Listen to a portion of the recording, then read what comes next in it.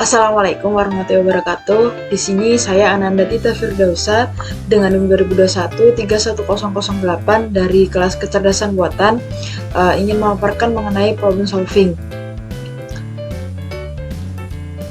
Di sini konten untuk yang dibahas mengenai problem solving yang pertama yaitu ada solving problem by searching.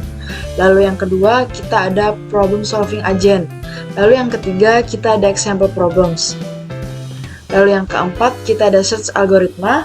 Yang kelima, kita ada uninformed search strategi. Yang keenam, informed search strategi.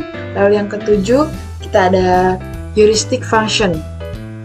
Yang pertama, solving problems by searching.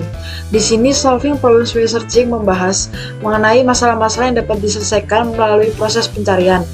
Proses pencarian tersebut digunakan untuk menemukan solusi dari suatu masalah berdasarkan aturan-aturan yang ada.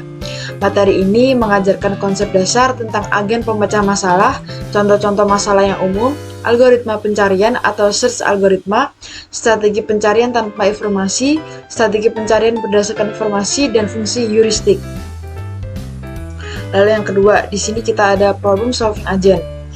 Di dalam problem solving agent ini menjelaskan mengenai agen pemecah masalah yang merupakan entitas yang bertanggung jawab untuk menemukan solusi dari suatu masalah. Agen pemecah masalah dapat berinteraksi dengan lingkungannya, menerima informasi, dan menghasilkan tindakan yang sesuai untuk mencapai tujuan.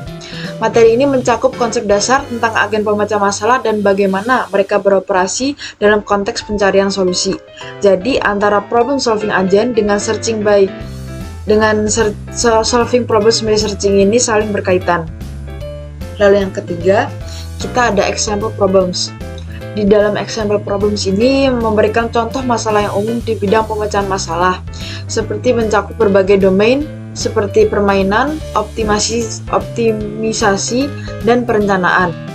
Melalui subbab ini kita dapat memahami karakteristik masalah yang berbeda dan strategi yang dapat digunakan untuk menyelesaikan mereka menggunakan algoritma pencarian. Lalu selanjutnya kita ada search by algoritma. Di sini kita membahas tentang algoritma pencarian yang digunakan untuk memecahkan masalah. Kalau yang pertama tadi kita memecahkan masalah melalui pencarian. Nah, di sini kita membahas algoritmanya, algoritma pencarian tersebut. Beberapa algoritma yang sering digunakan yaitu pencarian breadth first, lalu depth first, dan pencarian uniform cost. Lalu yang selanjutnya ada uninformed search strategi. Di sini kita memperkenalkan strategi pencarian tanpa informasi. Strategi ini menggunakan informasi yang terbatas atau tanpa informasi sama sekali tentang keadaan masalah untuk menentukan langkah-langkah pencarian. Contoh strategi pencarian tanpa informasi meliputi pencarian breadth first, depth first, dan pencarian bidirectional. Materi ini menjelaskan prinsip-prinsip strategi pencarian tanpa informasi dan situasi di mana mereka cocok digunakan. Jadi seperti implementasinya di mana saja si uninformed search strategi ini dapat digunakan. Lalu selanjutnya kita ada informed search strategi. Kalau yang tadi kita tanpa informasi, sedangkan kalau yang di sini kita menggunakan informasi. Materi ini membahas strategi pencarian berdasarkan informasi. Contoh strategi pencariannya meliputi pencarian best first, pencarian A, dan pencarian hill climbing. Materi menjelaskan bagaimana informasi heuristik digunakan dalam strategi pencarian ini dan bagaimana mereka dapat membantu dalam menemukan solusi yang lebih baik.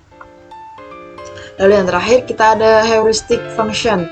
Materi ini menjelaskan tentang fungsi heuristik yang digunakan dalam strategi pencarian berdasarkan informasi.